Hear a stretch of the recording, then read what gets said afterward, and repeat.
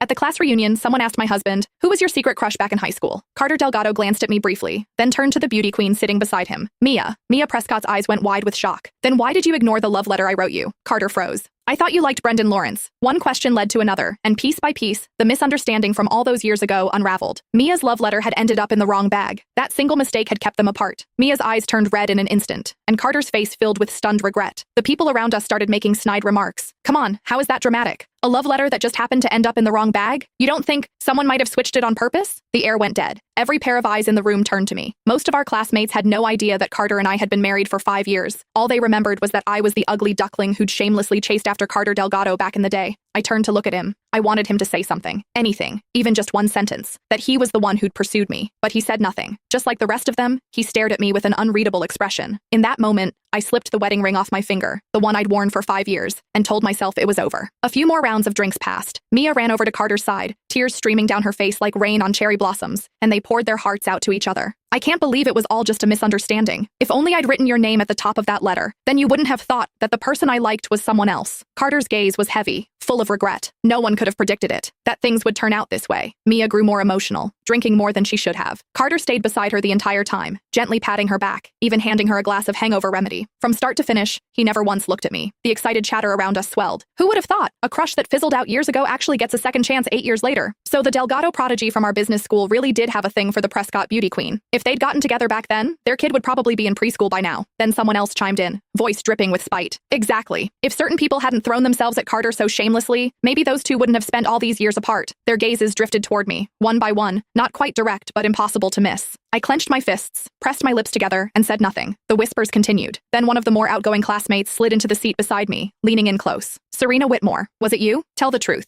Did you swap the love letter on purpose so those two would miss their chance?" My expression turned cold. I was about to say it wasn't me, but the crowd erupted before I could speak. I'd bet money on it. Everyone used to say Carter and Mia were the golden couple. They were obviously into each other. The only one who didn't get the memo was Serena, pining away, staring at Carter every chance she got. We all saw it. The second evening study hall ended. She'd drag him out to the track field. Who knows what other stunts she pulled? Swapping a love letter? That's nothing for someone like her. Obviously she did it. Do we even need to ask? None of them knew that Carter and I were together. 8 years as a couple. 5 years as husband and wife. They only remembered that I used to hang around Carter a lot. They assumed I was the one chasing him. A lovesick nobody reaching for someone out of her league, desperate to land the golden boy. But they didn't know the truth. From the very beginning, Carter was the one who pursued me. He was reserved by nature, never one for public displays. He'd never once posted about us on social media. Every step forward in our relationship had been his initiative, his doing. Yet somehow, he always came out looking like the innocent party. He was the prodigy of the business school, turning heads wherever he went, impossible to ignore. And me? In everyone's eyes, I was never good enough for him. But that was no reason for me to be mocked, to be humiliated. I